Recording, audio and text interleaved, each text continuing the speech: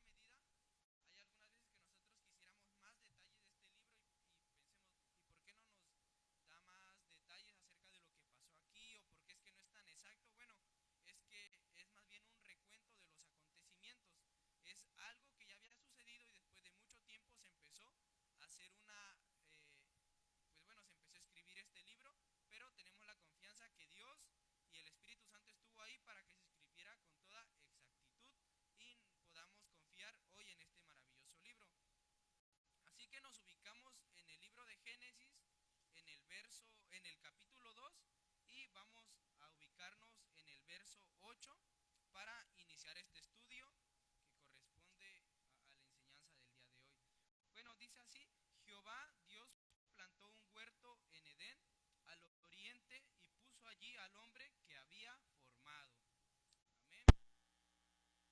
Amén. No sé si alguno de ustedes, hermano, traiga una Biblia con otra versión 60. Creo que las Biblias en pasta negra son las que tienen otra versión, así que invitaré a que alguien le dé lectura a este mismo verso, pero en otra versión, en otra traducción.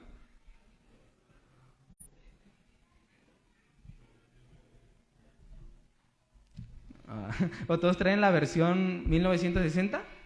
¿Sí? Bueno, yo traje otra, por si acaso. Y bien, dice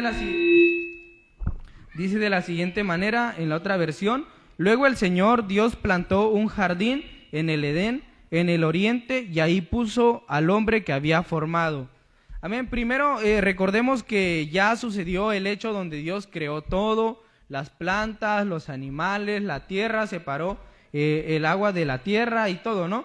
Y ahora nos ubicamos en donde ya se va desarrollando la humanidad y empieza esta parte del pecado, y por eso nos dice: luego el Señor Dios plantó un jardín en el Edén, en el oriente, y ahí puso al hombre que había formado. ¿Alguno de ustedes, hermano, que quiera participar, que tenga Biblia de estudio? Las Biblias de estudio tienen un formato de pie de página donde hay una referencia cruzada, y esta referencia cruzada nos lleva a otro verso en el cual tiene relación con el pasaje que estamos estudiando. Así que si alguno de ustedes tiene su Biblia de estudio y ubica en la parte de abajo un numerito o una letra, nos los puede hacer saber para que veamos qué referencia cruzada nos arroja este pasaje. Estamos en el verso 8 del capítulo 2 del Génesis. Amén. Nuestro hermano, ¿sí, hermano?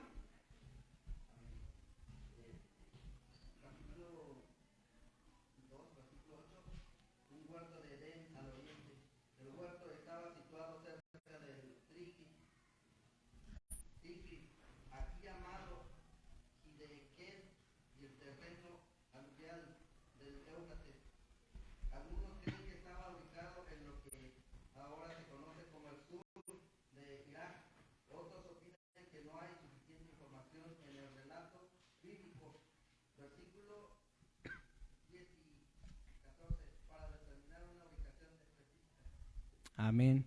¿Sí, hermano?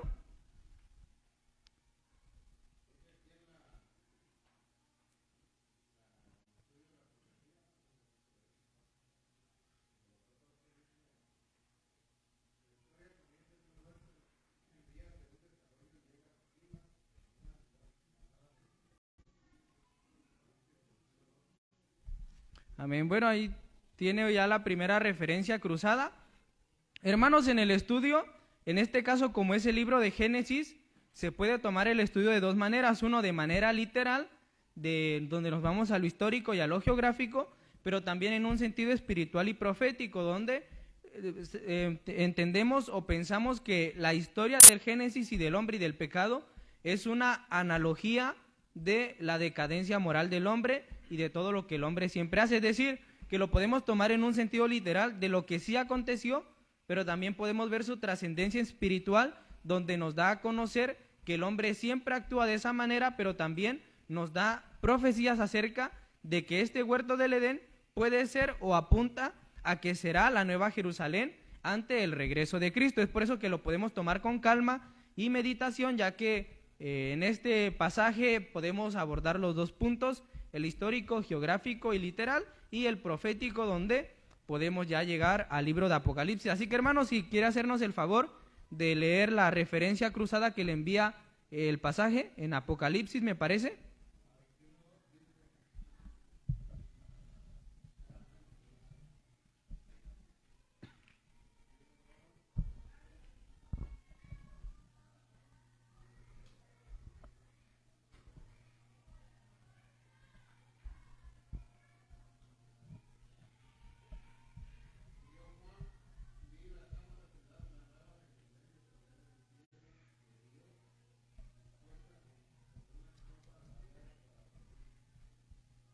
Amén.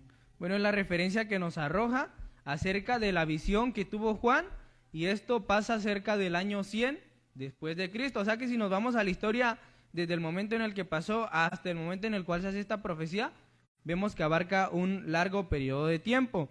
Bueno, y regresando un poco a lo histórico y a lo geográfico, la referencia que nos arroja también es que el Edén, es una palabra hebrea que significa delicia, y el oriente generalmente se refiere al área entre los ríos Tigris y Éufrates, que queda en el oriente cerca del Golfo Pérsico. Aquí ya nos da una ubicación un poco más cercana a donde se pudo haber desarrollado esta historia del Génesis y en especial el huerto del Edén. Bueno, aquí tengo una Biblia donde nos muestra un mapa para tener un poco más de cercanía con el estudio, pero si no, pues también ustedes lo pueden buscar de manera geográfica donde se desarrolló la trama de esta historia.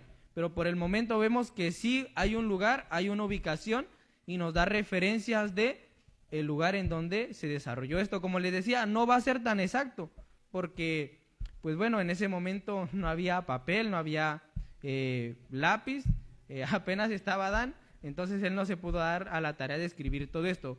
Fue escrito de manera posterior.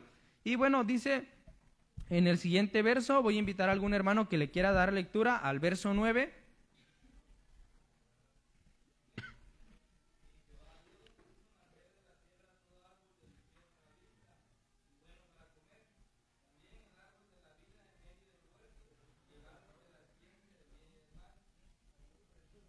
Amén. ¿Sí?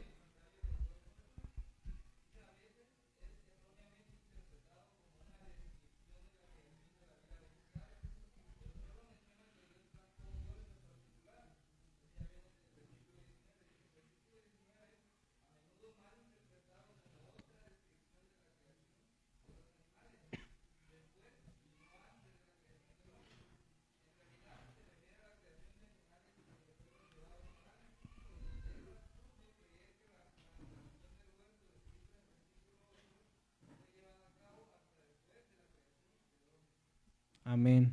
Sí, porque no tendría mucha congruencia, ¿no? Dios crea un hombre, pero el hombre no tiene de qué alimentarse o en qué ocuparse, pues parecería ilógico. Aquí más bien, hermanos, si vamos retrocediendo un poco a los estudios que ya hemos hecho, ya Dios creó todo, como les comentaba, la tierra, las plantas, los árboles, los animales, pero aquí en específico, después de haber hecho toda su creación, Él decidió hacer un huerto en especial, un jardín, algo determinado después de lo que Él había hecho, y en el cual pues yo creo que se tomó la tarea de seleccionar los mejores frutos y ahí puso un gran empeño para crear este jardín especial que es el Edén, posterior a lo que Él ya había hecho. No es como que después de la creación haya hecho otra creación, sino que más bien hizo un huerto en especial, un jardín, que bueno, hoy en día no nos podemos imaginar qué tan maravilloso debió haber sido, pero sí podemos saber que había ahí frutos comestibles y deliciosos de todo tipo.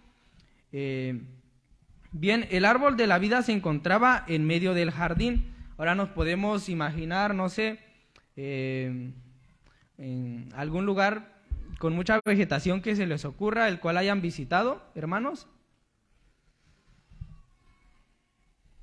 Bueno, el jardín botánico es una ilustración cercana, ¿no? Bueno, imagínense, nos encontramos en el jardín botánico y bueno, hay de todos los tipos de árboles de la región, los más bonitos, frondosos y bellos, están bien cuidados y podados, y por ahí nos encontramos un mapache o no sé, una ardilla, algunas iguanas y todo, un jardín muy bello, ¿no? Pero justo en medio está un árbol, o más bien dos árboles de los cuales no nos podemos acercar, y nos dicen los guías de turista, bueno, pueden darse un recorrido en todo el lugar, tocar a los animales, pues no sé si se les antoja un mango, pues comérselo o lo que ustedes quieran, ¿no? Pero estos árboles en específico, no. Bueno, suena algo tentador para nosotros, ¿no? Podríamos decir, bueno, ¿y por qué será que no se pueden tocar? Y es precisamente así como se va desarrollando la trama, hermanos, ya en este capítulo, porque se encontraba en medio del jardín, una ubicación un tanto tentadora, ¿no? Siempre cuando recorremos un lugar, a veces pretendemos oír desde el inicio hasta el final, o al menos llegar a la mitad, es decir, al centro del lugar el cual visitamos. Entonces, el que estuviera en medio de ese lugar lo hace algo tentador y hace algo que crea esa provocación en el hombre. Y ahí se encontraba el árbol del conocimiento del bien y del mal. Bueno, antes de iniciar con unas preguntas, me gustaría saber si alguna de sus Biblias que tiene algún comentario para que lo leamos, si tiene alguna referencia cruzada, también consultarla y después continuar con unas preguntas que tengo preparada para cada uno de ustedes. Así que bueno, hermanos, ¿alguien tiene algún comentario en su Biblia? ¿Sí, hermano? Voy a dar el espacio.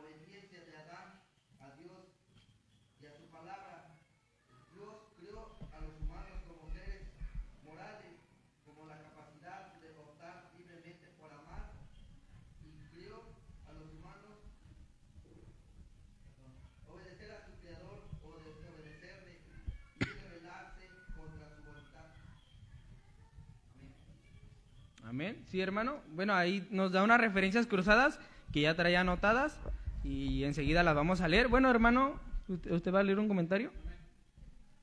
El árbol de la vida, un verdadero árbol con propiedades especiales para sustentar la vida eterna. Estaba situado en el centro del huerto, donde debió ser visto por Adán, que quizás consumía su fruto, con lo que sustentaba su vida. En los cielos nuevos y la tierra nueva habrá un árbol así, símbolo de la vida eterna. Apocalipsis 22:2, 22:14, árbol de ciencia. Quizás recibió este título porque era una prueba de obediencia por la que fueron probados nuestros primeros padres, si serían buenos o malos, si iban a obedecer a Dios o si desobedecerían sus mandamientos. Amén. Bueno, aquí para tener una idea un poco más cercana a lo que es el libro de la vida, a lo que es, perdón, el árbol de la vida y de la ciencia del bien y del mal, nos arroja dos referencias cruzadas. Una de ellas es Apocalipsis 2:7, si algún hermano desea darle lectura a Apocalipsis 2:7, y algún otro hermano joven que le dé lectura a Apocalipsis 22:2, para continuar con el estudio, Apocalipsis 2:7 y Apocalipsis 22:2.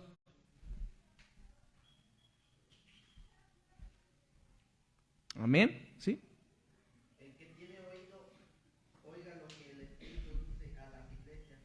Al que venciere, le daré a comer del árbol de la vida, el cual está en medio del paraíso de Dios. Amén. Refiriéndose al huerto del Edén o haciendo una ilustración para ayudarnos a comprender el paraíso de Dios cuando todos los que crean en él salgan victoriosos, Dios dándonos de comer en esta ocasión del fruto de la vida, cosa que Adán en ese momento no podía hacer. Entonces, bueno, desde aquí podemos entender las maravillas y los privilegios que nos da o nos otorga Dios a través de su salvación, y uno de ellos es que en este momento, ya cuando nosotros seamos salvos, ya podremos ser partícipes de este árbol de la vida. Y la otra cita, hermano, si alguien la tiene. Amén.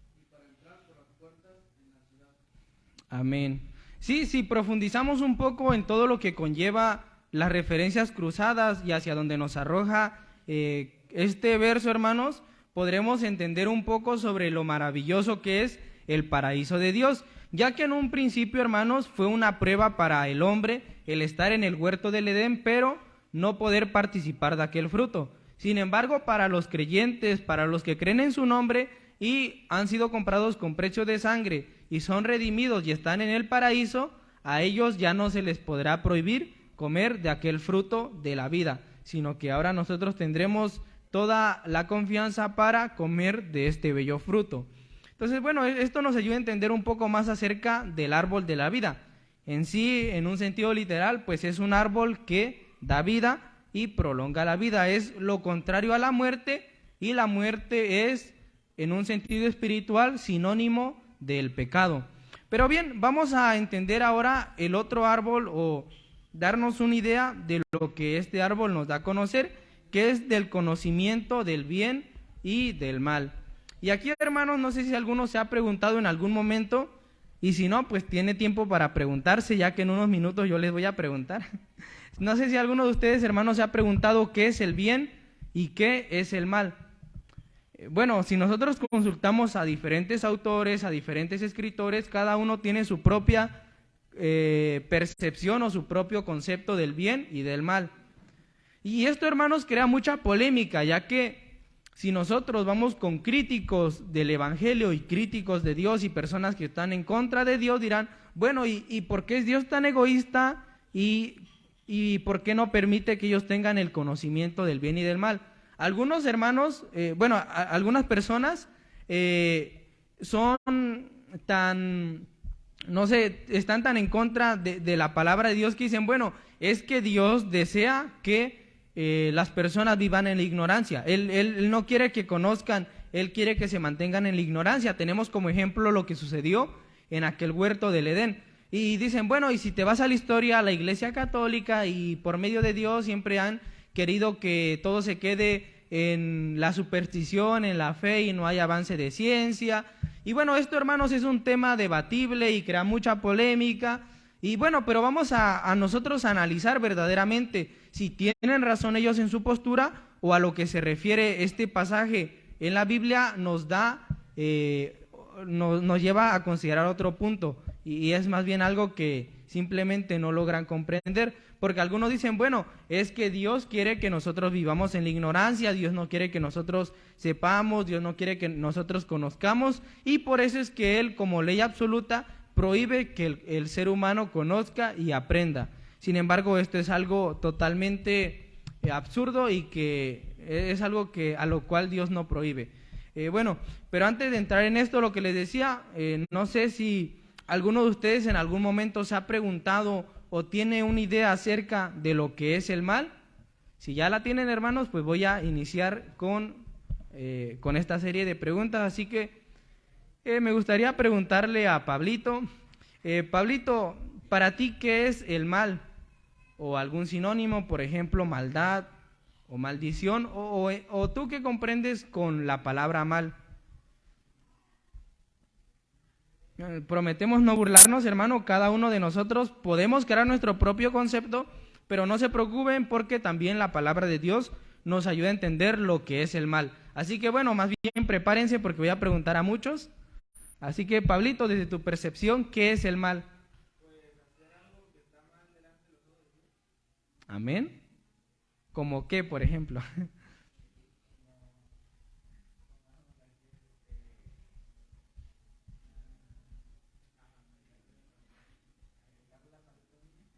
¿Cómo? A quitarle la paleta a un niño. Qué crueles. Bueno, ya tenemos un ejemplo, ¿no? Y si nos ponemos a analizar en todo lo que vamos a dar, veremos que hay algo que nos ayuda a entender el mal, y es su contraparte, el bien. Es ir en contra de algo. Bueno, así que ya, Pablito, un aplauso para Pablito, que se animó a darnos su concepto de mal. Y ahora vamos a preguntarle a Juan, el de la moto. Bueno, yo creo que sí sabe, a ti me estoy refiriendo. ¿Tú qué podrías darnos a conocer, o en tu percepción, qué puedes entender por mal? En tus propias palabras.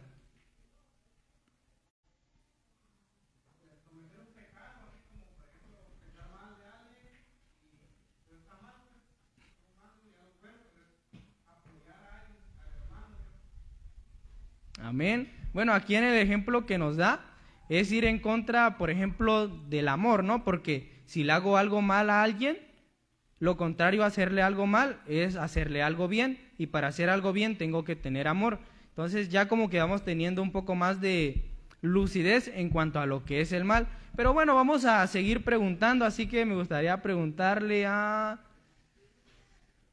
la hermana Raquel Chávez, ¿qué opina ella acerca del mal? O en su concepto, para ella, ¿qué es el mal?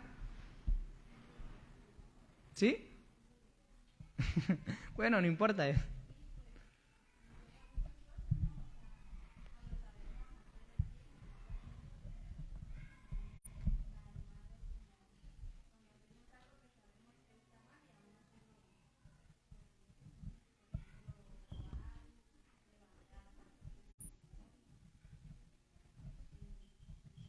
Muy bien, bueno, voy a darle la oportunidad, hermanos, a que si alguno desea consultar alguna fuente de internet, lo haga y podamos tener un poco más de un panorama más amplio de lo que es el mal, y después llegaremos a la perspectiva bíblica de lo que es el mal. Así que bueno, si alguno de ustedes quiere consultar alguna fuente en internet, lo puede hacer, y antes también le preguntaremos a Keila qué nos puede dar ella en un concepto de mal, qué es lo que entiende ella por mal. Así que bueno, vamos a darle lugar a Keila. Bueno, creo que ya está consultando la fuente. Bueno, vamos a esperarla a que encuentre. Muy bien, sí, todo lo que se relaciona con el pecado. Muy bien. Bueno, ¿alguien consultó ya alguna fuente en internet o no? Bueno, aquí Israel va a hacernos el favor de consultar en internet qué es el mal. No es que nosotros no sepamos, sino que nosotros debemos de entender cómo es que el ser humano percibe el mal. Para algunos el mal es algo subjetivo, es decir, que lo que aquí nosotros tomamos por mal puede ser que en otro lugar esté bien. Por ejemplo, hay cosas que sí tienden a ser muy superficiales en cuanto a un sentido de maldad. Por ejemplo, después de comer, si uno no sé, se siente satisfecho y erupta, para nosotros en un sentido de, no sé, de cordialidad y de ética y de buenos modales, está mal. Sin embargo, yo he escuchado que en otros lugares, después de comer, si no lo haces, está mal. Entonces vemos cómo hay cosas que, dependiendo del contexto, está bien y está mal. Y por eso es que llega a ser un gran problema entre discernir lo que es malo y lo que no es malo. Y aquí es donde llega el problema con el hombre, porque bueno, juntos nos hacemos un gran alboroto y no podemos entender lo que está mal y lo que está bien. Tenemos que consultar a alguien que nos diga verdaderamente lo malo y verdaderamente lo bueno. Así que bueno, ¿ya lo tienes, Israel? Bueno, va a darle lectura.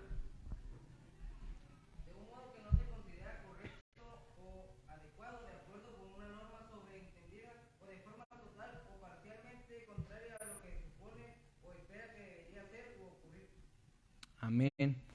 ¿Sí? ¿La hermana Raquel?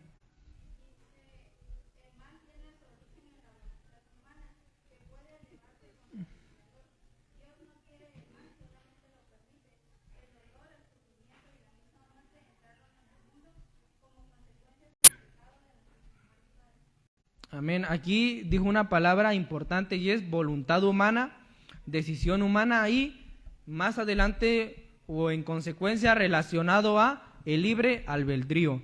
Bien, lo que escuchamos es que debe de haber una normativa que nos marque lo bueno y lo bueno y lo malo, que debe de haber algo que nos indique lo que debemos de hacer, y cuando no lo hacemos, entonces estamos en lo malo. Bien, si eso es lo malo, ahora ¿qué es lo bueno? Yo creo que ya está más fácil. Así que bueno, los que quieran participar, según su propio concepto, para ustedes, ¿qué es lo bueno? ¿Sí, la hermana? ¿No? Bueno, ya que entendemos un poco la contraparte de lo bueno, ¿qué es lo malo? Ahora vamos con lo que es lo bueno. Sí me entendieron, ¿verdad? Voy a preguntarles desde su propio concepto, según ustedes lo que piensan, ¿qué es lo bueno?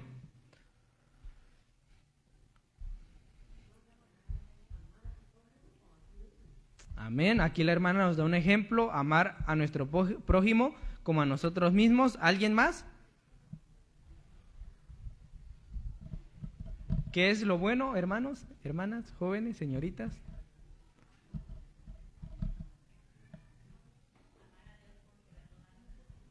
Amén. Otro ejemplo de lo que es bueno, amar a Dios por sobre todas las cosas. Bien. Bueno, pues ya aquí nos damos un poco más de cuenta, ¿no, hermanos? Lo que es lo bueno y lo que es lo malo.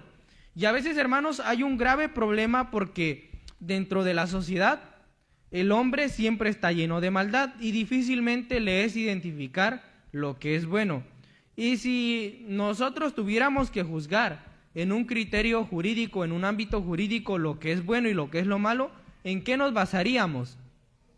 Si, por ejemplo, nos dicen, bueno, poniendo un ejemplo, al hermano Mario. Bueno, hermano Mario, usted no se dedica a esto, pero hoy, por ser un día tan especial, le vamos a dar el privilegio de que usted funja como juez en este juicio. Usted, hermano, ¿en qué se basaría para juzgar a tal persona? En un caso hipotético.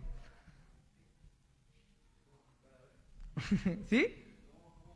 Bueno, o sea, si a usted le dijeran, bueno, hermano, le traemos un caso, este hombre, no sé, cometió tal agravio, robó esta cantidad de dinero y lo hizo de esta manera, ¿usted cómo lo juzgaría?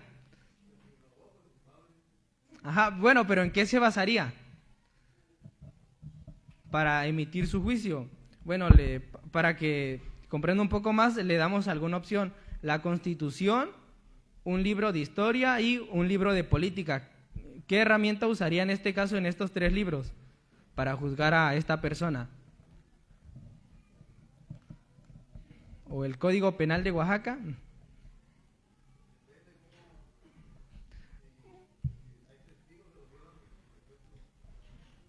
Muy bien, bueno, en este caso el hermano lo haría de esa manera, ¿no? Con testigos, buscando hacer... ¿Sí, hermano?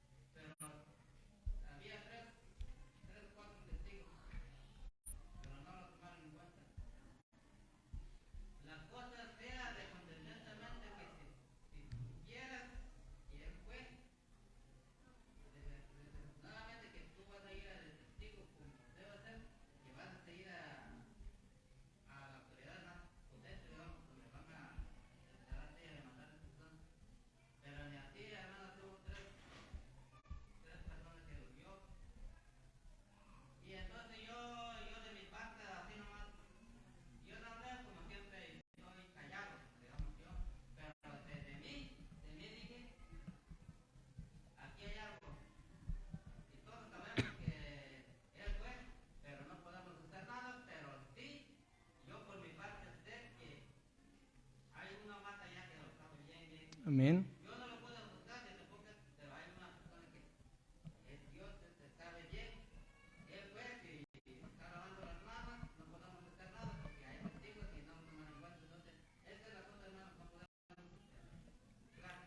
Amén. Muy bien, bueno, el hermano nos da, nos comentó 2 puntos que nos gustaría resaltar, que es el primero, que la justicia humana llega a ser un tanto injusta o a veces absurda porque no logra satisfacer una justicia total. Y lo otro es que como seres humanos no tenemos la facultad o la capacidad total de juzgar. Sin embargo, en el correr de la historia, hermanos, y bueno, en nuestro bello estado, tenemos personas que sí emiten juicio y se basan en una constitución. Y si nos vamos un poco más a los orígenes de esa constitución, vemos que se basan en las leyes de Dios que son implementadas en el libro donde están los 10 mandamientos. Y leyes tan fundamentales, hermanos, son la base para que en ellos se construya todo un código penal, toda una ley e institución para que los hombres puedan vivir en armonía. Es decir que el trasfondo de todo del ámbito jurídico es la ley de Dios, porque como decía el hombre, bueno, como seres humanos no somos imparciales, no somos justos, no tenemos la facultad de hacerlo. Entonces la solución que ha buscado el hombre es basarse en alguien que sí lo pueda hacer y bajo estos preceptos juzgar al hombre.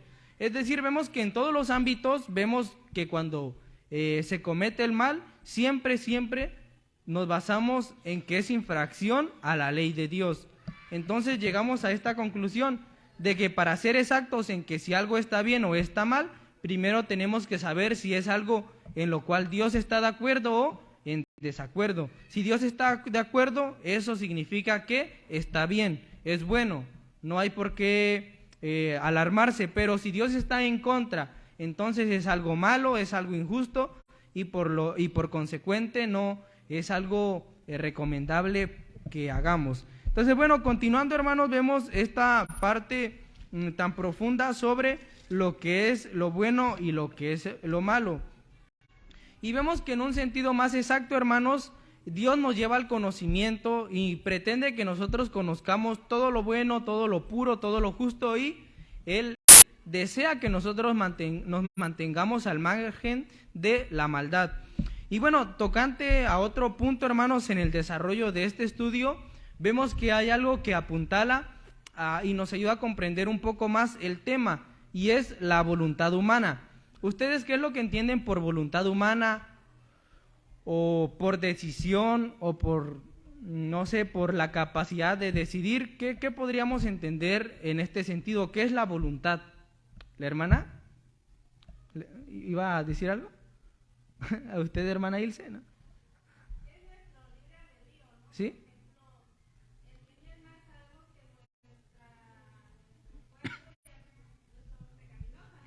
Sí.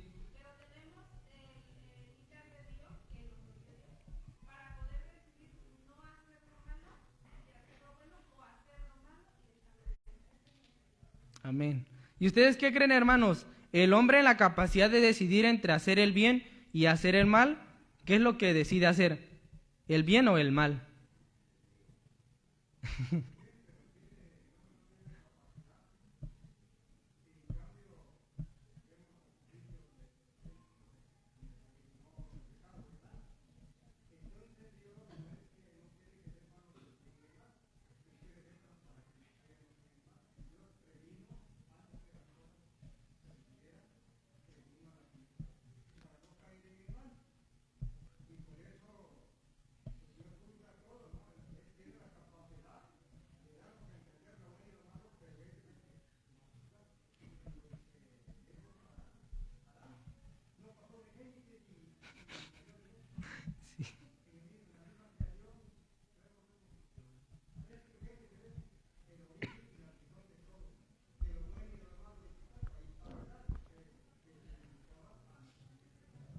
Amén. Gracias, hermano. Muy buen punto. Vamos a tomarlo en cuenta.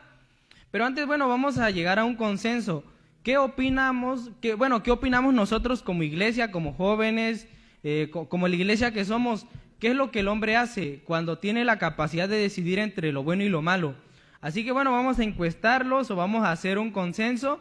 Primero con los músicos. ¿Ustedes qué opinan? Si el hombre tiene la capacidad de decidir entre hacer el bien y hacer el mal, ¿qué es lo que hace? Alcen la mano los que piensen que el hombre, en la capacidad de decidir entre el bien y el mal, elige el bien.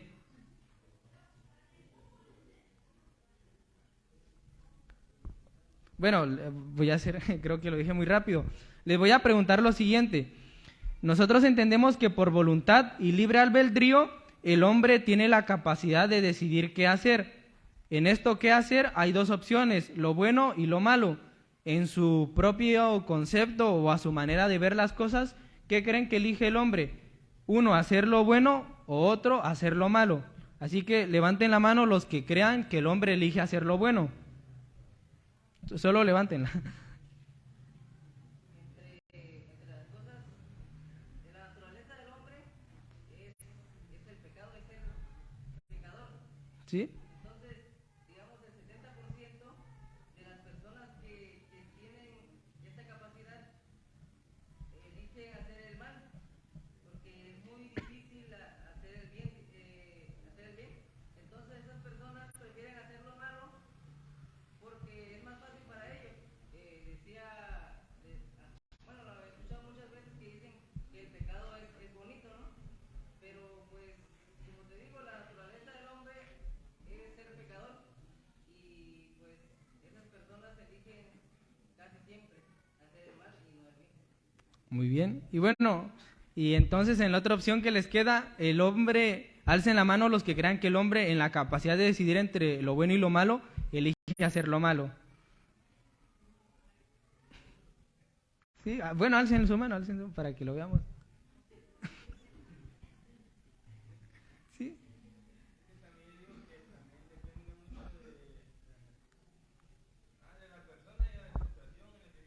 Sí.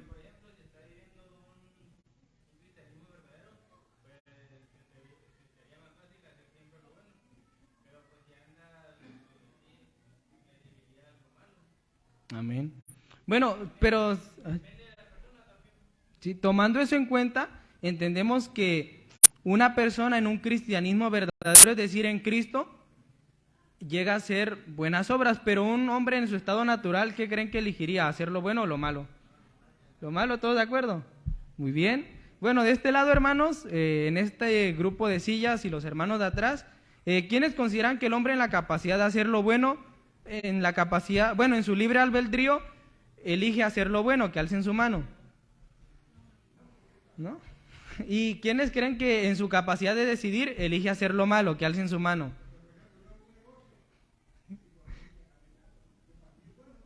¿Sí?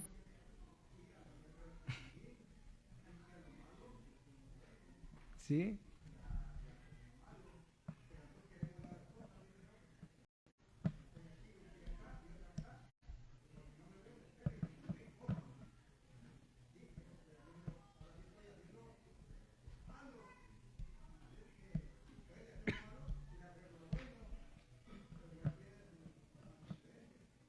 Amén. Bueno, entonces ¿sí van a alzar la mano o no? ¿Sí? Bueno, ¿o todos están de acuerdo que el hombre elige hacer lo malo? Elige entre lo bueno y lo malo, pero ¿ustedes qué creen lo que por lo regular? Bueno, siempre tiende a elegir si tiene la opción de hacer lo bueno y lo malo. ¿Elige lo bueno o elige lo malo? Lo malo. ¿Y de este lado están de acuerdo? Igual que lo malo. Bueno, en sí, hermanos, eso nos ayuda a entender nuestra naturaleza. Y Dios, comprendiendo esto, fue que le advirtió al hombre sobre lo que no debía de tocar. Sin embargo, allí estaba ese árbol en medio, pero el hombre tenía prohibido hacerlo. Y es que desde aquí, hermanos, al entender nosotros nuestra naturaleza y reconocer que si nos dan entre hacer lo bueno y lo malo, elegimos lo malo, empezamos con la primera problemática del hombre. De hecho, hermanos, al empezar a escucharse la palabra mal, ya viene el primer gran problema que se desarrolla a través de la historia. Y esto no me dejarán mentir, busquen en su Biblia del verso en el que estamos hacia atrás y verán, les puedo asegurar que no van a encontrar la palabra mal, sino hasta este momento. Y de este momento en el que aparece la palabra mal, hermanos, entendemos y comprendemos la naturaleza del hombre y el pecado del hombre, y por consecuencia la problemática eternal del hombre. Es por ello que desde el principio, hermanos, de Génesis, podemos ver cómo es que se va desarrollando el principio de la salvación y cómo es que desde ahí Dios entiende la naturaleza del hombre, pero no se preocupen, Dios planea salvar a este hombre pecador. Y bueno, continuando en el verso 10, donde ya vemos un poco lo geográfico, voy a invitar a algún hermano a que le dé lectura del verso 10 al verso 14. ¿Algún hermano que desee darle lectura del verso 10 al 14? alguien que no haya leído Génesis 2 del 10 al 14. ¿Algún hermano que no haya leído, hermana, hermano, joven, señorita? ¿La hermana ya va a leer? ¿Sí?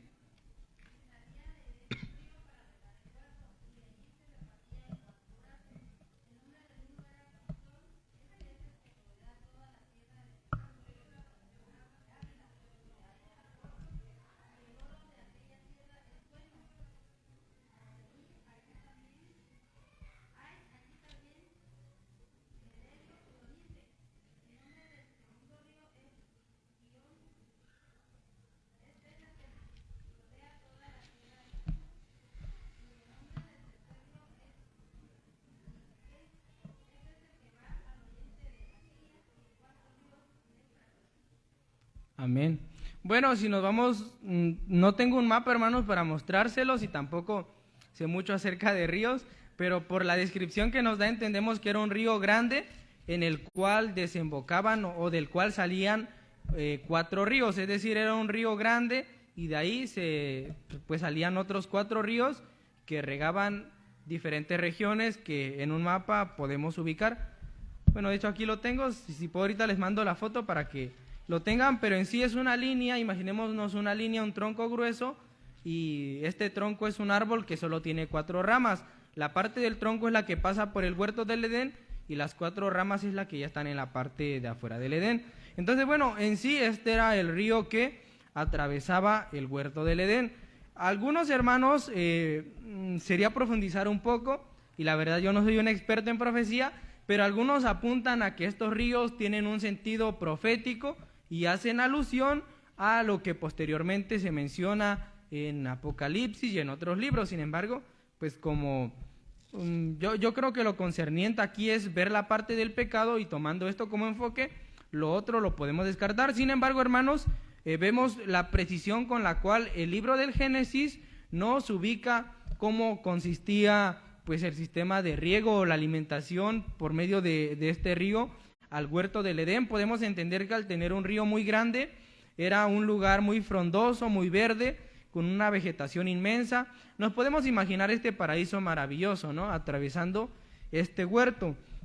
Y bueno, volviendo al capítulo 15, hermanos, al rato les puedo pasar la foto de la ubicación geográfica, pero volviendo al verso 15 nos dice: el Señor Dios tomó al hombre y lo puso en el jardín del Edén para que lo cultivara y lo cuidara. Ahora sí, hermanos, si alguien tiene alguna Biblia con comentario, pues le voy a invitar a que le dé lectura. Alguien que tenga comentarios en su Biblia de este verso, del verso 15.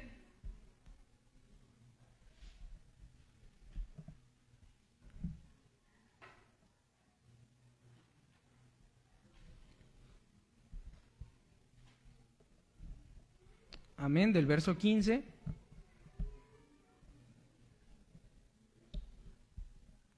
Estamos en Génesis capítulo 2, verso 15. ¿Sí, hermano?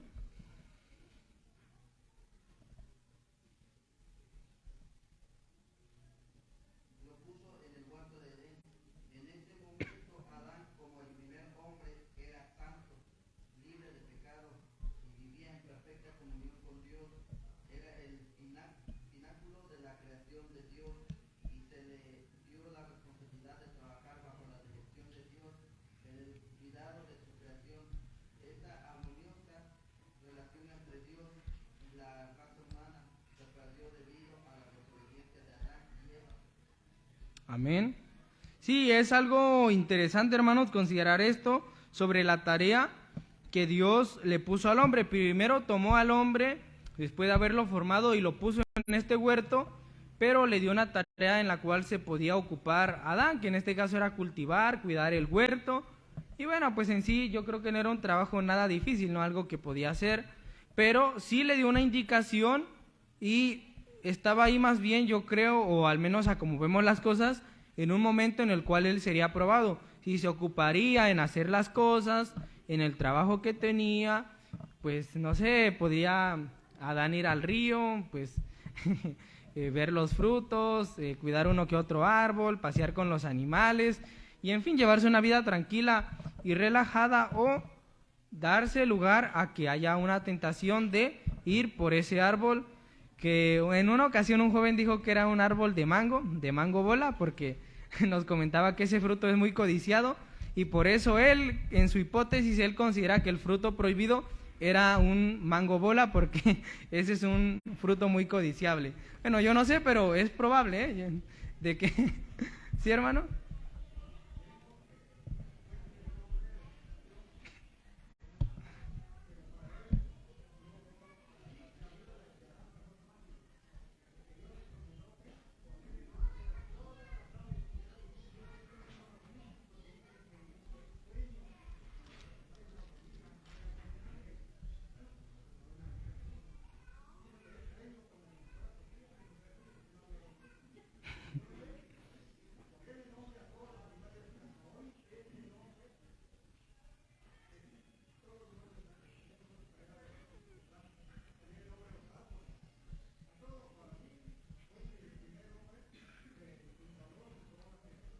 Amén.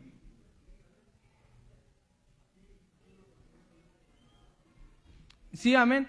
Bueno, aquí, hermanos, para entender un poco de lo que se desarrollaba en el huerto del Edén, es que primero no había esta decadencia moral. Es decir, no podemos decir con exactitud cuánto tiempo fue el que Adán estuvo en el huerto, porque en aquel momento ellos habitaban en la eternidad de Dios y tenían una comunión muy cercana con Dios, de manera que el espacio y el tiempo no corría en ellos, no había fatiga. Si recordamos lo que leímos, se encontraba en un estado santo y puro, en el cual no podremos asegurar con toda certeza que él se fatigaba o se cansaba con su trabajo, pero sí sabemos que estaba ocupado realizando una labor muy especial de ponerle nombre a los animales y cuidar de la creación. Sin embargo, no era algo tan fatigoso y tan gravoso, porque él primero no se cansaba y también no tenía esa decadencia moral de que pues sintiera el paso del tiempo, de que diga Adán, bueno, hace algunos años pues hacía todo con mucha agilidad y ahorita pues ya siento el paso de los años. No, él se encontraba en un estado en el cual no sentía esta fatiga. Ya después, más adelante, veremos lo que se desarrolla en la trama de esta historia, pero ahora vemos cómo es que era la vida de Adán. Y bueno, ahora sí nos vamos a la indicación del verso número 17. Si alguien le desea dar lectura, hermanos, voy a hacerle la invitación al verso 17 del capítulo 2 de Génesis.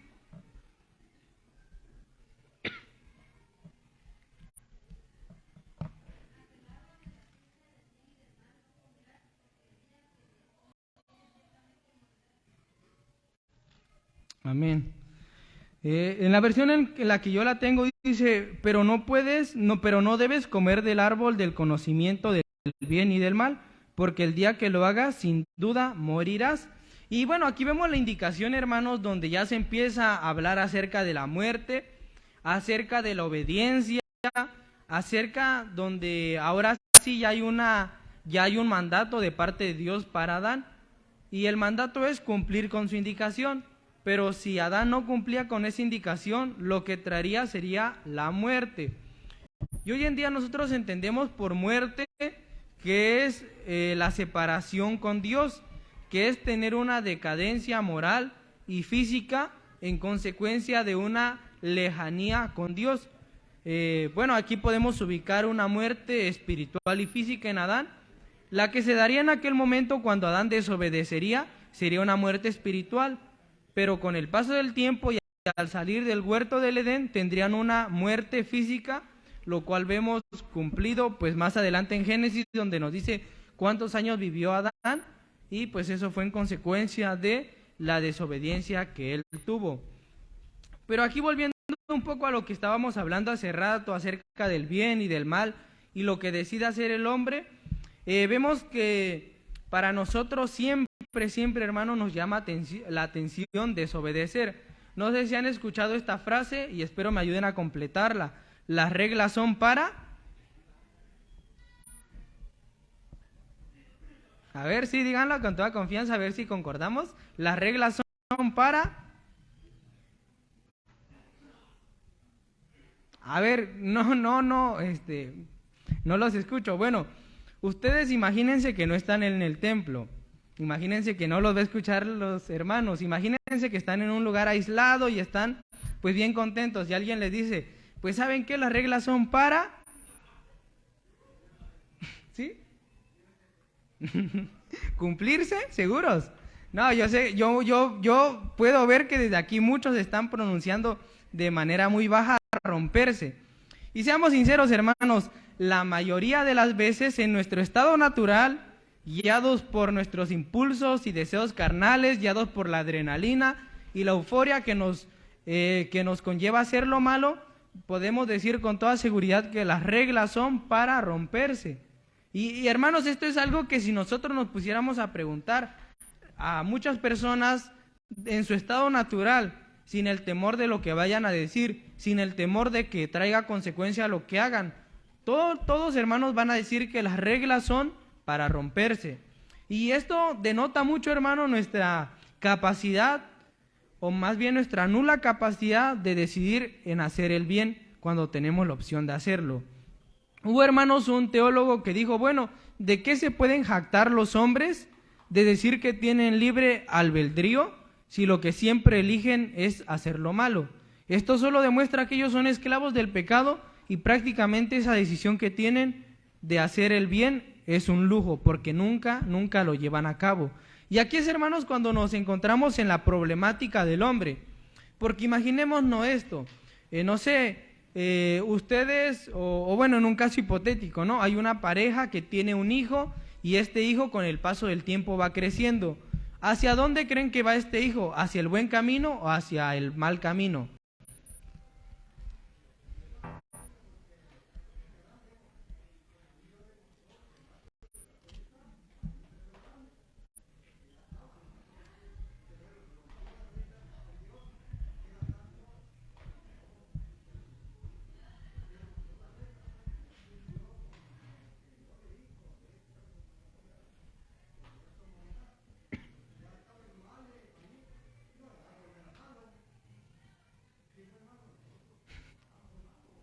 ¿Sí?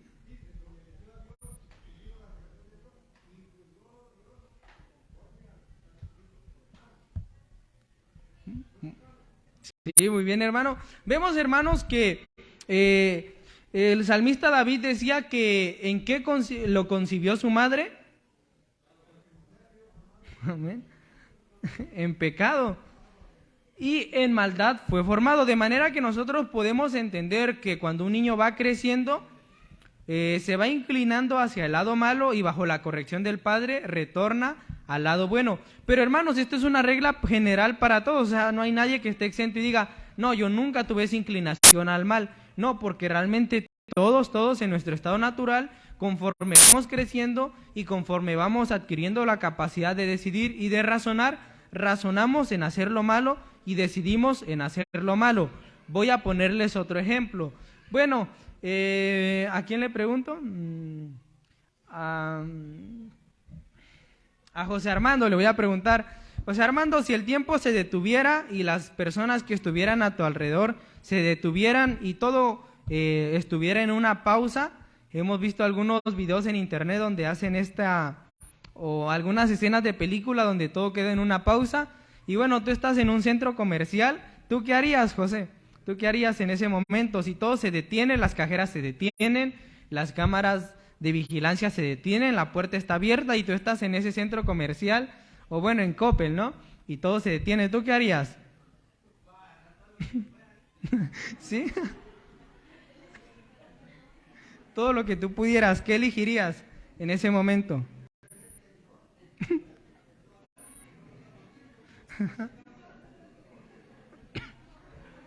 Muy bien, bueno, pues vamos a aplaudir la sinceridad de José. Yo creo que en nuestro estado natural, hermanos, él es muy sincero que él haría eso, pues tomaría todo lo que pudiera, ¿no? No sé cuántos hermanos después del huracán dijeron, bueno, si es que esto colapsa y vemos que bodega empieza a ser saqueada, yo no sé cuántos en su mente, pasó por su mente, bueno, pues yo también me llevo unas cosas, ¿no? Ya que pues todos están en ese estado de locura, pues yo también. Vemos, hermanos, que el hombre en el estado natural no piensa otra cosa más que en el mal. Y este solo es un ejemplo. Si algunos de ustedes le preguntaran, bueno, ¿ustedes qué harían si pudieran tener la virtud de ser invisibles? pues bueno, no nos imaginamos qué es lo que podíamos hacer, pero esto nos sirve como ejemplo de que el hombre siempre, siempre, siempre, hermanos, va a elegir hacer lo malo. Amén. Sí, hermanos, vemos que esto nos ayuda a comprender el estado natural de las cosas.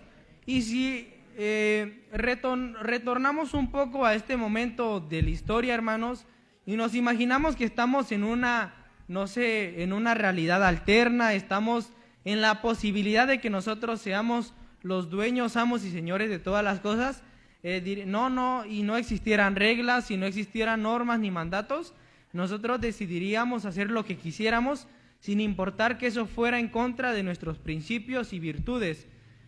Y esto siempre, siempre nos demuestra el estado natural de cada uno de nosotros. Y hermanos, Dios viendo esto, le dijo a Adán, bueno, Adán, tú tienes la decisión de hacer lo bueno y lo malo, pero te anticipo que si tú decides hacer lo que a ti te place, yo sé que tú vas a hacer lo malo. Y por eso te advierto que tú vas a morir el día que lo hagas. Tú ya no vas a estar viviendo para mi gloria, para cumplir lo que yo deseo, sino para hacer lo que a ti te nazca. Y por eso es que, hermanos, nosotros siempre en nuestro estado natural no podemos elegir hacer lo bueno. Y si a nosotros nos dieran, hermanos, la opción de decidir entre salvarnos o no, ¿qué creen que nosotros elegiríamos?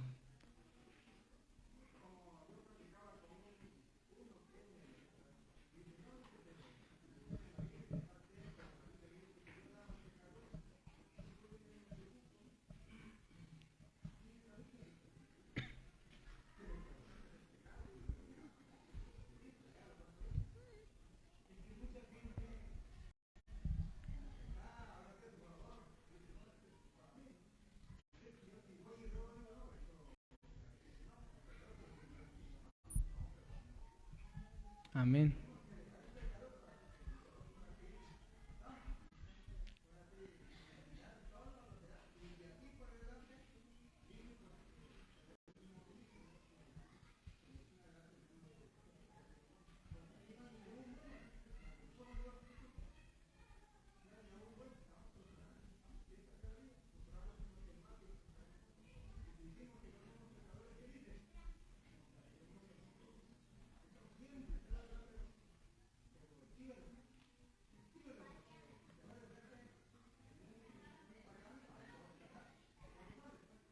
Amén.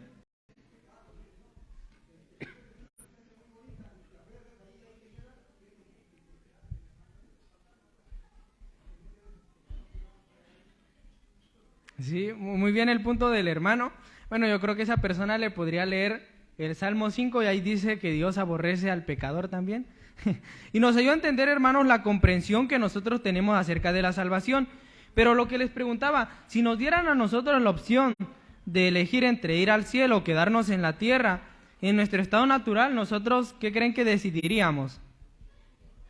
Bueno, voy a preguntarle a Israel. Israel, ¿tú qué decidirías si te dijeran, bueno, Israel, tienes la opción de irte al cielo a cantar por toda la eternidad o tienes la opción de quedarte en la tierra y, bueno, pues gozar de los placeres que te ofrece? ¿Tú qué elegirías?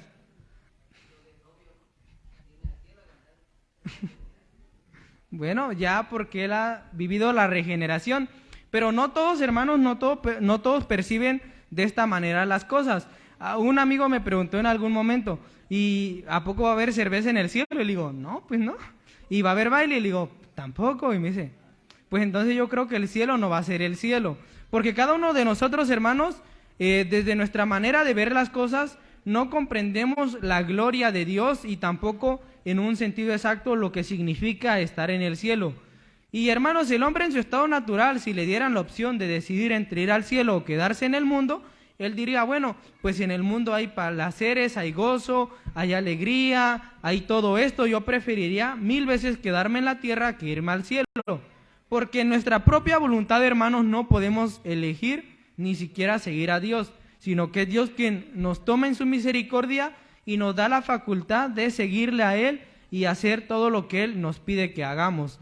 Entonces ahora sí logramos entender por qué es que era esta necesidad tan grande de que Adán cumpliera con el mandato de Dios, de que Adán se ocupara en hacer lo bueno, de que Adán se ocupara en cuidar a los animales, en ponerles nombre, en cuidar a las plantas, en recorrer el huerto y no fijarse en aquel árbol, porque Dios le dijo que el día que él tomara de ese fruto moriría. Sin embargo, hermanos, esto solo es una analogía y solo es viene a ser una ilustración para cada uno de nosotros, donde refleja nuestra maldad. ¿Sí, hermano?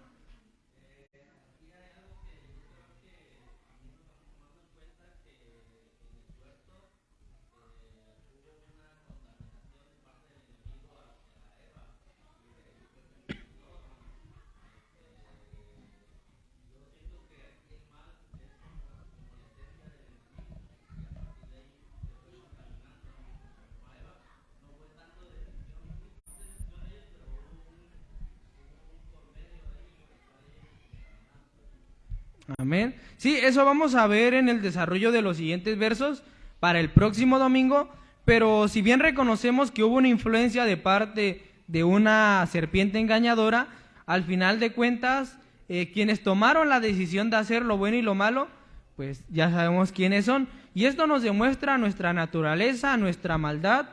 Y hermanos, esto también tiende a ser algo preocupante para nosotros. Cuando nos pregunten cómo es el hombre, nosotros podemos recordar aquel huerto y aquel hombre, aquel Adán, donde nadie lo veía, donde nadie lo observaba, donde él era el único que podía hacer las cosas, y podemos comprender cuál es nuestra naturaleza, cuál es nuestra verdadera cara. A veces decimos, bueno, es que ustedes, o a veces decimos, es que el hombre pues tiene una faceta muy superficial, donde él solo muestra lo que él desea que las demás personas vean, pero nunca demuestra realmente lo que es. Y en un sentido general, hermanos, esto es lo que somos todos. Esto es lo que son los niños que van encaminándose hacia un razonamiento. Esto es lo que son las personas adultas.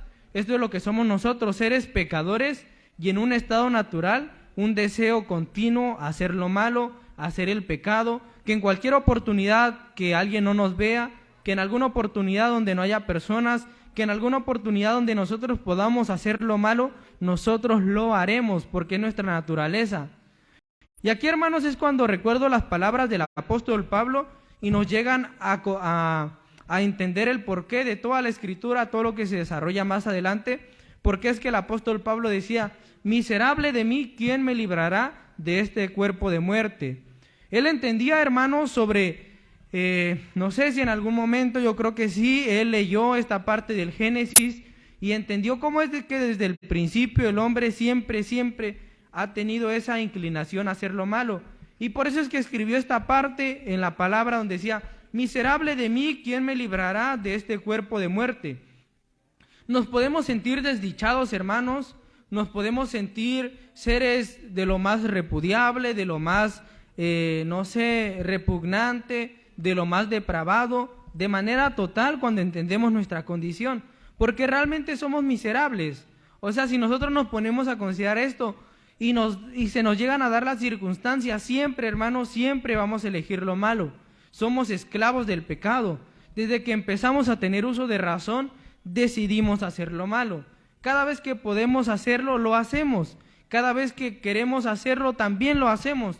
No hay nada que nos impida, a no ser que hayan personas a nuestro alrededor, a no ser que deseemos mantener una imagen pública, pues no sé, al menos aceptable ante la sociedad, pero siempre, hermanos, vamos a elegir hacer lo malo.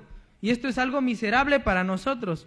Qué feo, hermanos, que en nuestra condición de decidir hacer lo bueno y lo malo, decidimos hacer lo malo. Que en nuestra condición de decidir entre odiar y amar, decidimos odiar. Que en nuestra decisión de dar o quitar, decidimos quitar. Hermanos, esto es algo realmente tormentoso, esto es algo realmente gravoso, esto es como aquella ilustración de un hombre que todas las mañanas se levantaba y empezaba a rodar una piedra y trataba de llegar a la punta de una colina, pero justo por el atardecer se le acababan las fuerzas y se rodaba con esa piedra gigante. Y al otro día nuevamente intentaba subir esa piedra por aquella colina y justo cuando estaba atardeciendo se le acababan las fuerzas y rodaba con esa misma piedra en aquella colina. Esto, hermanos, es la condición de todos los hombres. Esto, hermanos, es la situación en la cual todos los hombres se encuentran, tanto ustedes como nosotros. Pero ¿saben cuál es la solución a todo esto? ¿Saben cuál es la resolución a este problema? ¿Saben qué es lo que Dios en aquel momento, desde aquel principio, proveyó para evitar este gran problema y para evitar esta condenación al fracaso y a la perdición del hombre? ¿Saben qué fue lo que Dios preparó en aquel momento? Por si no lo saben, hermanos, fue Cristo. Desde aquel momento, hermanos, Dios percibió que la humanidad sería una humanidad perdida, una humanidad de continuo al mal. Desde aquel momento, hermanos, Él percibió que el hombre, cuando pudiera decidir entre hacer lo bueno y lo malo, iba a decidir hacer lo malo. Y desde aquel momento, hermanos, empezó a dictar una sentencia sobre nosotros, que es la sentencia del fracaso, la sentencia de la perdición, la sentencia de la muerte, porque nosotros no podemos hacer lo bueno, siempre haremos lo malo.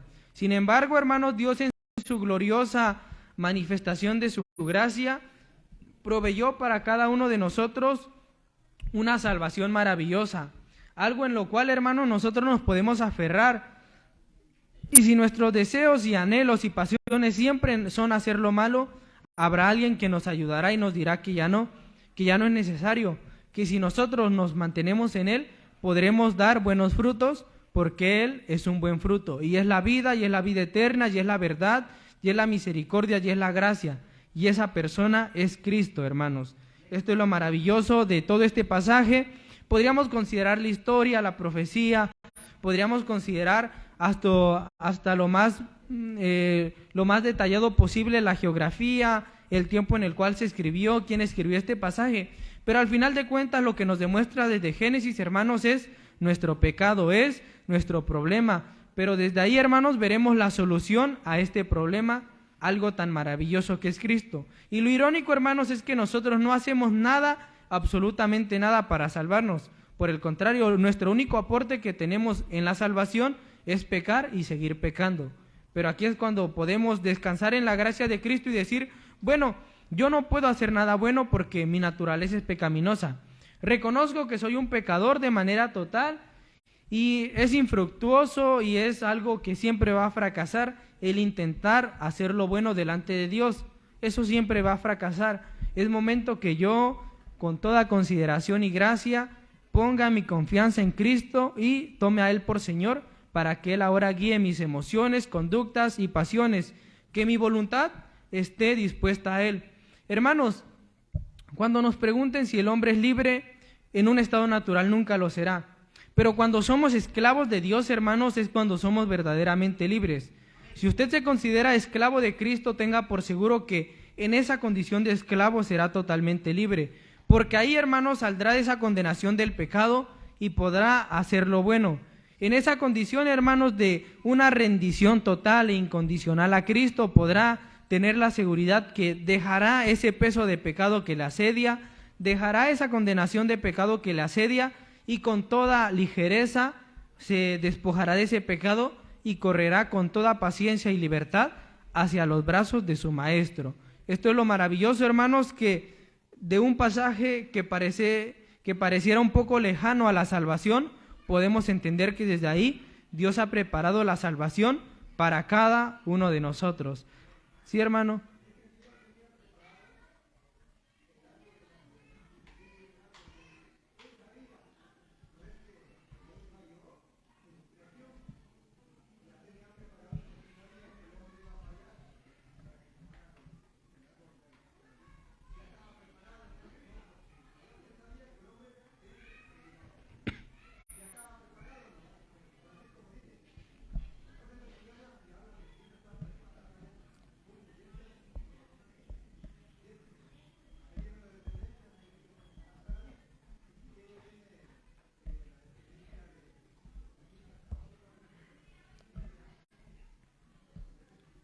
Amén.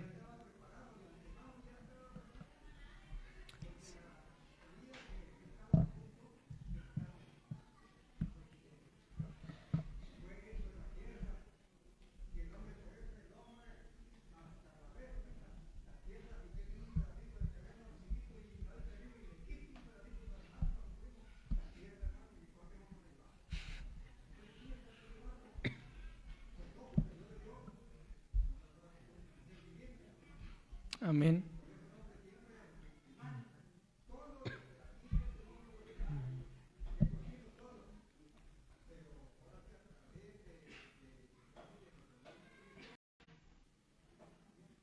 Amén. No hay nada mejor que rendirnos a Él y pues dejar que Él moldee nuestras voluntades, dejar que Él decida por nosotros en un sentido, hablando de la voluntad, porque al final de cuentas, si deseamos que nuestra voluntad sea la suya, sabremos que estaremos haciendo lo bueno, pero si nosotros dejamos hacer todo por nuestra propia voluntad, tenemos la seguridad que siempre vamos a hacer lo malo.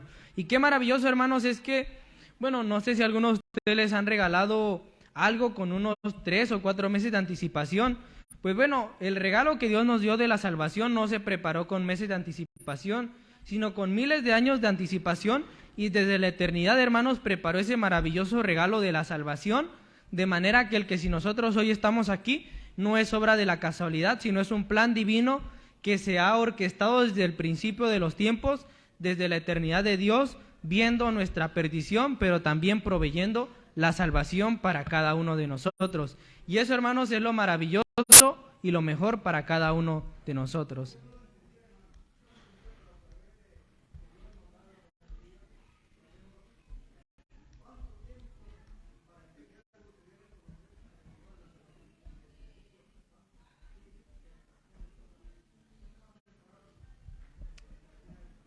Amén. Desde aquel momento Dios ya nos tenía en sus planes y nosotros hoy nos podemos gozar porque siendo personas tan miserables pudimos hallar gracia en un Dios tan bondadoso y maravilloso que es el nuestro. Así que demos gracias a Dios en esta hora por su palabra y por todo lo que Él ha hecho por nosotros, porque aún en nuestra condición de maldad y de pecado, Él nos da la oportunidad de cambiar a través de su Hijo Jesucristo, y por lo tanto no hay por qué perder el tiempo, sino acercarnos a Él con toda confianza. Amén. Padre Celestial, en esta hora, Señor, te damos las gracias y te agradecemos por tu palabra, por tu gracia y por ese regalo tan maravilloso que nos das de la salvación. Te agradecemos, Padre bendito, porque tú sabes, Señor, que nosotros, si tenemos la oportunidad de hacer lo bueno y lo malo, siempre buscaremos hacer lo malo. Porque tú sabes, Señor, que aún nosotros en la condición de libertad somos esclavos del pecado. Que nosotros no podemos decir, Señor, que gozamos de un libre albedrío, porque siempre, Señor, tendremos una inclinación a hacer lo malo. Porque no importa, Señor, en qué situación nos encontremos, siempre buscaremos hacer lo malo. Padre, y esto es algo triste y lamentable, porque no es algo que solo yo tenga o que mi hermano de al lado tenga, sino es algo que todos tenemos.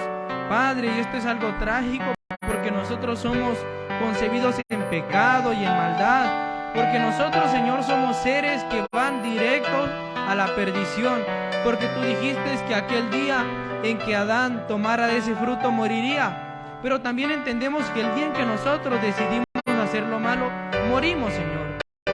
Pero es maravilloso el entender que en tu gracia nos provees de la salvación, que en tu gracia, Señor, tú decides el salvarnos y el redimirnos, que en tu gracia, Padre Celestial, tú transformas nuestras voluntades y deseos y nos haces siervos tuyos, nos haces esclavos del amor y de la gracia, nos haces esclavos, Señor, de la paz y de la misericordia, y ahora gozamos de una libertad plena que hay en ti.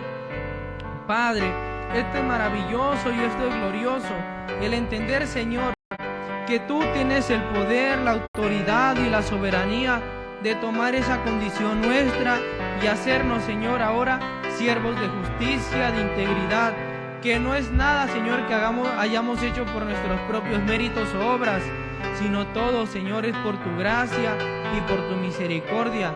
Todo, Señor, es por tu bondad y porque tú has sido bueno para cada uno de nosotros. Gracias te damos en esta hora, Padre, porque tú nos has ayudado a entender cómo somos realmente, cuál es nuestra verdadera cara, cuál es nuestro verdadero rostro, cuál es nuestra verdadera naturaleza. Nos ayudas a entender, Señor, qué tan malvados somos y qué tan pecadores somos, pero tu gracia no se queda ahí, Señor, sino que nos guías hacia el arrepentimiento, hacia la verdad y hacia la justicia, hacia la salvación que hay en ti, Padre. Ahora permite que cada uno de nosotros podamos entender nuestra condición pero más allá de entenderla, Señor, buscarte a ti, tú que eres la única solución y el único medio para huir, Señor, de esta condenación tan grande, de esta miseria que tenemos, Padre, porque desde el momento en el que nacemos estamos, Señor, con una inclinación al pecado, porque todos nuestros miembros, porque todo nuestro ser, nuestros pensamientos y voluntades son en continuo al mal, y esto es una miseria para nosotros. Pero gracias, Padre, por haber provisto la salvación desde el principio de los tiempos para cada uno de nosotros. Te agradecemos por todo y te lo pedimos en el nombre de Cristo, que tu gracia y tu misericordia abunde en cada uno de nuestros corazones y sea de edificación, Señor, cada estudio de tu palabra que nosotros hagamos, pero sobre todo que lo pongamos en práctica. Muchas gracias por todo, Padre. Te pedimos también por los alimentos y por cada uno de los hermanos que entregan su ayuno en sacrificio vivo hacia ti, para disponer, Señor, nuestra voluntad y que se haga la tuya, para que nosotros menguemos y tú crezcas, Señor, para que nosotros seamos esclavos tuyos y gocemos de la libertad que tú nos das en la gracia y la misericordia que nos otorgas. Muchas gracias, Padre Celestial. Damos gracias, oh Señor, por este pan.